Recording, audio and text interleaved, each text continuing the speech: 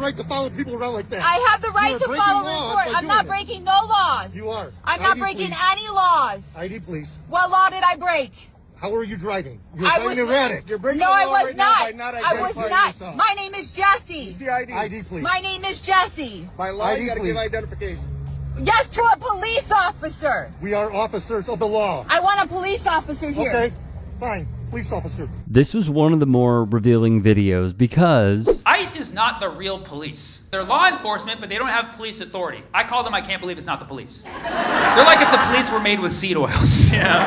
As an American citizen, you should know you have all of the rights. You don't lose any rights when you're around ICE. Your rights don't get frozen, you know?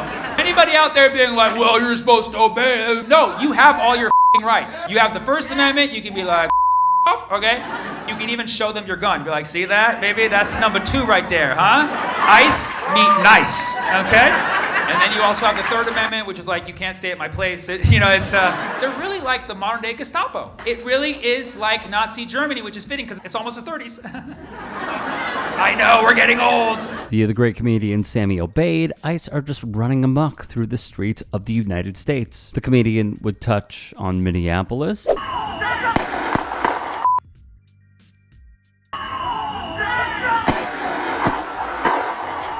where ICE agent and Proud Boys defender Jonathan Ross took the life of Renee Nicole Good. A woman was murdered in her car. He claims that she was coming at him and trying to hit him with a car. Are you afraid of the bumper of a Honda? He's like, my life was a threat. No, you're afraid of a 3-point turn. Trump puts out a statement saying she was a professional agitator. It's like, no, that's you. Why do we have to politicize everything? And he, right here, is 100% on the money. The agent who shot Good has been identified as Jonathan Ross. He's described by the New York Times as a 10-year veteran of ICE. The Times also reporting that court records show Ross was injured last year in Minnesota after he tried to apprehend Roberto Carlos Munoz, a Guatemalan man convicted of sexual abuse in the state of Minnesota. Ross, he's the alleged shooter, he reportedly pulled Munoz over, ordered him to lower his window. When Munoz refused, Ross reportedly pulled out his taser, shattered the window, reached into the car to unlock it, and then got dragged 100 feet as Munoz attempted to drive off. Burroughs from the Times reports that Munoz called 911 to report he himself had been injured after he was attacked by an ICE agent. That would be Jonathan Ross, the alleged ICE agent who shot Ms. Good. Obeid would then conclude his short with this. You see all these people saying, oh, ever since Zoran became mayor, look at what happened in Minneapolis. Like, what the f*** are you connecting those two things? No, she was a radical leftist. All these radical leftists are just trying to harm officers. It's like, what the f***?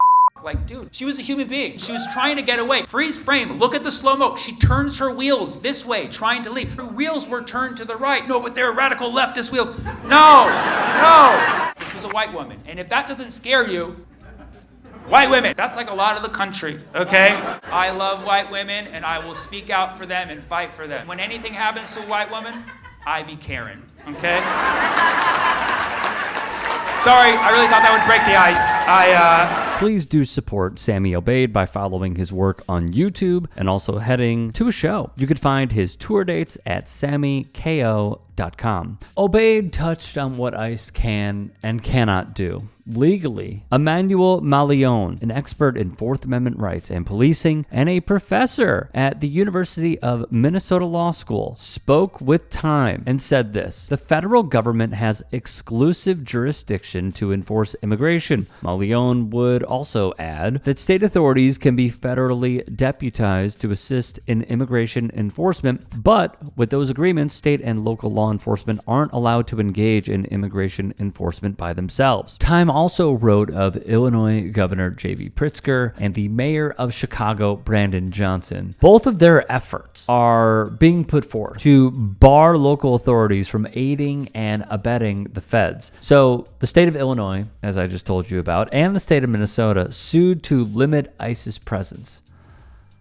Sounds good. However, Malion would be quoted as saying, it doesn't do anything to diminish the authority of an ICE officer or of Customs and Border Patrol themselves. It just means that they aren't allowed to use state and local resources to carry out their work. What we have also seen is this from the ACLU, which everyone should absolutely support. ICE agents have resorted to trickery and deception in order to gain entry into people's homes. Instead of identifying themselves as ICE, they misrepresent themselves as police or probation officers. They use intimidation tactics, tell fake stories designed to lure a person out of their home, or trick people into inviting the agents inside or give up info. Jennifer Whitlock, Senior Policy Counsel at the National Immigration Law Center and immigration policy expert, also spoke with Time and stated that most arrests by ICE are under administrative warrants. They print. These warrants are issued by federal agencies and allow for detentions to be made without a traditional arrest warrant. Here's the thing.